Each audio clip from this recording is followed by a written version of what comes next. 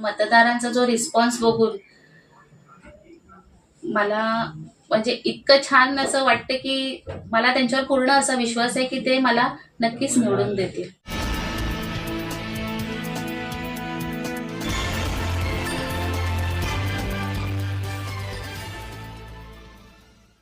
नमस्कार, मी स्नेहल संजय मोरे, प्रभाग क्रमांक 18 याचे अधिकृत उमेदवार म्हणून उभी आहे. शिवसेना भाजपा रिपाई युती.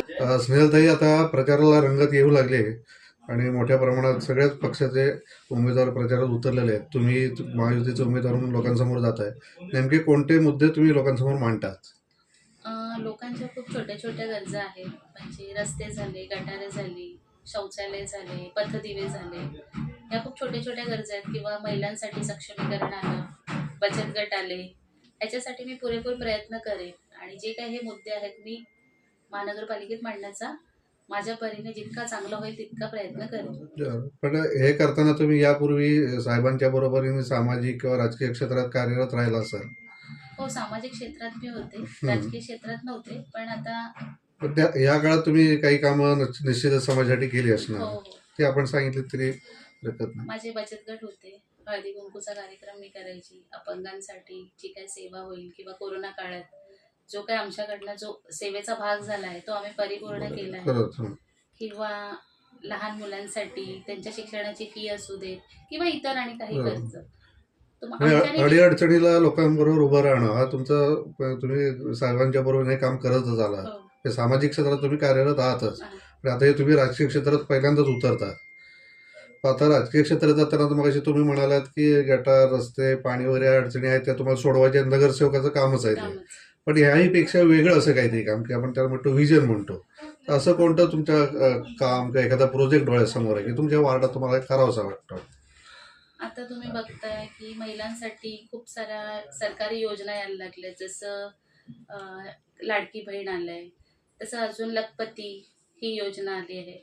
तर आपल्याला कितपत त्या महानगरपालिकेत जाऊन आपल्या अडचणी मांडून त्यांच्यासाठी किती जास्तीत जास्त लाभ करता येईल त्याचा मी नक्की प्रयत्न करेन. कारण की केंद्रात आपलं सरकार आहे, राज्यात आपलं सरकार आहे.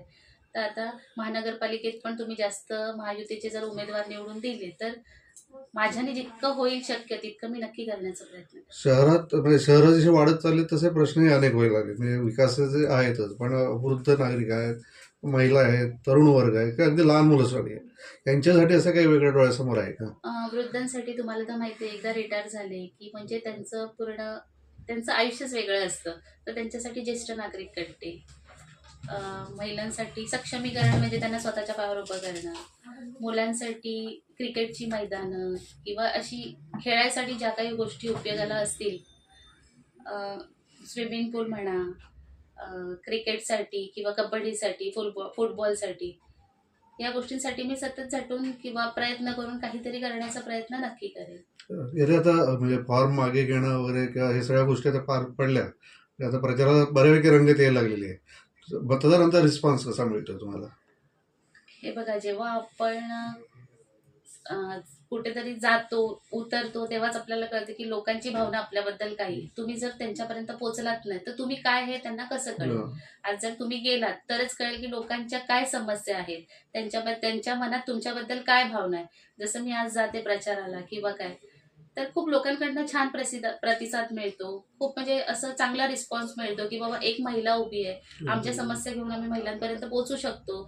आतापर्यंत कसं लोकांना वाटायचं नगरसेवक म्हणजे काय बाबा, खूप मोठी गोष्ट आहे, पण आता तसं नाही राहिलेलं आहे. आता खूप नागरिक हा सुज्ञ झालेला आहे, त्याला बऱ्यापैकी काही गोष्टी कळायला लागलेल्या आहेत. म्हटलं असं रिस्पॉन्स तर खूप चांगला आहे, फक्त आपण तिथपर्यंत पोहोचणं जरुरी आहे.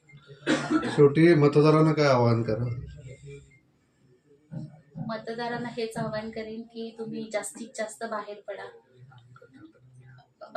येणाऱ्या 15 तारखेला आपली जी निवडणूक आहे त्याच्यासाठी तुम्ही जास्तीत जास्त बाहेर पडून मतदान करण्याचा प्रयत्न करा आणि योग्य त्या सुशिक्षित अशा व्यक्तीला निवडून देण्यासाठी तुम्ही माझी जी निशाणी आहे कमळ, त्याच्यावर ते बटन दाबून तुम्ही मला भरघोस मताने निवडून देण्याचा प्रयत्न करा. मी ज्यावेळेस प्रचाराला बाहेर पडते त्यावेळेस मतदारांचा जो रिस्पॉन्स बघून मला म्हणजे इतकं छान असं वाटतं की मला त्यांच्यावर पूर्ण असा विश्वास आहे की ते मला नक्कीच निवडून देतील.